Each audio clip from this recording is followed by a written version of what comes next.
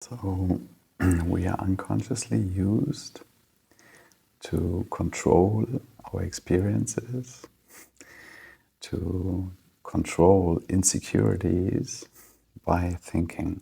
Yeah, we try to control our life by using our mind. So, and the important thing is to understand that this is not truly possible. We unconsciously convinced that this works because we are used to this and we try this for years, for decades. We are growing older and we don't recognize that we try to solve problems and influence and control circumstances in our life by using our mind, through our mind, right? So, and I'm not talking about reflecting on things, thinking about the past experiences and learning from this. I'm not talking about this. I'm talking about the tendency, the unconscious tendency to control our life through our mind. And this limiting pattern brings us without knowing, into states of deep suffering and states of separation. And we can say unhappiness, because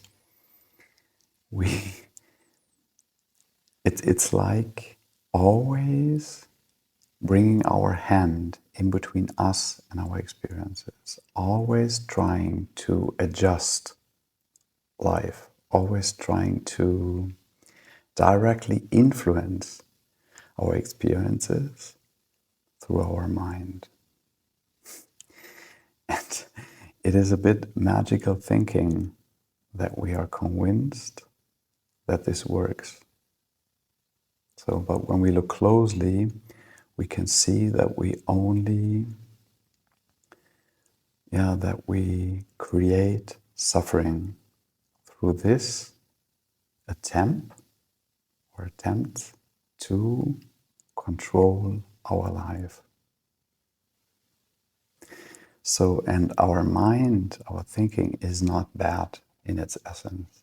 Our thinking is important because we learn new things, we concentrate, focus on things, we think about our past and future we learn from circumstances and say, oh, okay, yeah, this is great. We organize things, we structure things. But the unconscious overactivity of our mind brings us away from who we truly are. It takes us away.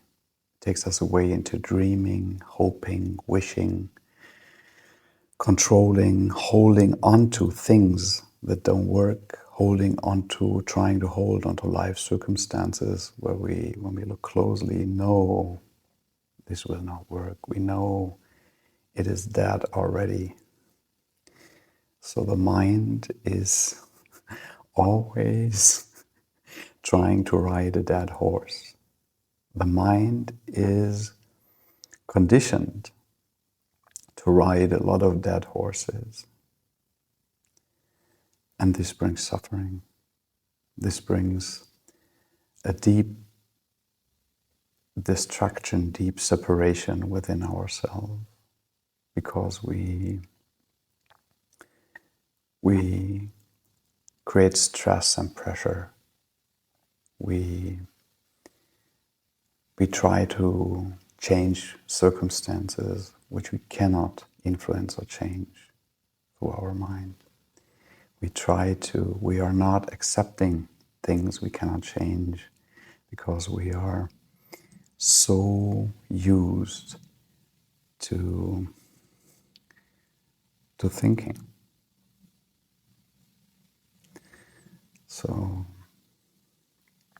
we need to come back to who we truly are, and we need to balance our mind and thoughts in a healthy way, that it is no longer distracting ourselves, no longer creating inner separation, that it is no longer fighting against life and life circumstances, trying to control every experience and circumstance. When the mind is coming home, when the mind is calming down, and when the mind is coming into its natural state, it is no longer separating. It is no longer distracting. It is no longer putting an invisible wall between us and the world, right? And the experiences and so on. So, and when we learn to rest inside ourselves, and when we learn to witness, now there's the tendency again to control things, the tendency to hold on to things we cannot change, the tendency the mind tries to manipulate, control our life, that we stop, gently stop, and come back into the present moment, come back into a deep sense, experience of who we truly are. And when we do this naturally, continuously, right, witnessing our thoughts, understanding how the mind functions and distracts us, and coming back to who we truly are, resting inside ourselves instead of feeding these control mechanisms of our mind, instead of giving attention, energy, focus onto these distracting thoughts,